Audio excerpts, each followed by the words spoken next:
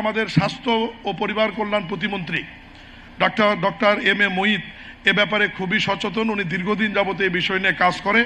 ওনার প্রবন্ধ আমরা গতকাল শুনেছি, জেনেছি, এবং সবচেয়ে সুখের বিষয়, আনন্দের বিষয় যে প্রধানমন্ত্রীর নেতৃত্বে যে কমিটি হয়েছে, এই কমিটিতে শুধু আমরা মন্ত্রীরাই নেতৃত্ব দিচ্ছি না, একজন প্রতিবন্ধী, যিনি প্রতিবন্ধীদের নিয়ে দীর্ঘ 30 বছর কাজ করেন, মিস্টার দুলাল, উনি ওই মিটিংয়ে ছিলেন এবং মাননীয় প্রধানমন্ত্রী মনোযোগ সহকারে ওই প্রতিবন্ধী দুলালের কথাই শুনেছেন প্রায় 40 মিনিট।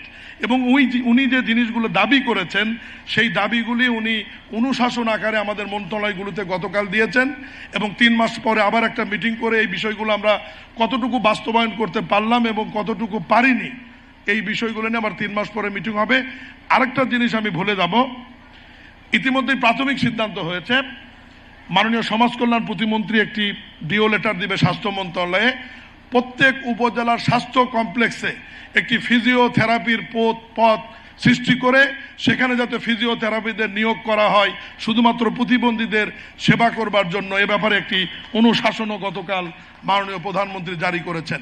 এর বাহিরে গত স্বৈরাচার সরকারের সময় রাজনৈতিকভাবে প্রত্যেক উপজেলায় প্রতিবন্ধী স্কুলের নামে কিছু নাম সর্বস্ব প্রতিষ্ঠান, সমাজ কল্যাণ মন্ত্রণালয় সচিব একটু মনোযোগ দেবেন, আপনাদের মন্ত্রণালয়ের অধীনে কিছু প্রতিবন্ধী স্কুল প্রত্যেক উপজেলায় রাজনৈতিক বিবেচনায় করা হয়েছে, যারা কোটি কোটি টাকা বেতন ভাতা নিচ্ছেন, কিন্তু এ সমস্ত প্রতিষ্ঠানে কোনো প্রতিবন্ধী নাই, অবকাঠামো নাই। আমার উপজেলাতেই 5টি আছে, একটিও কার্যকর নাই।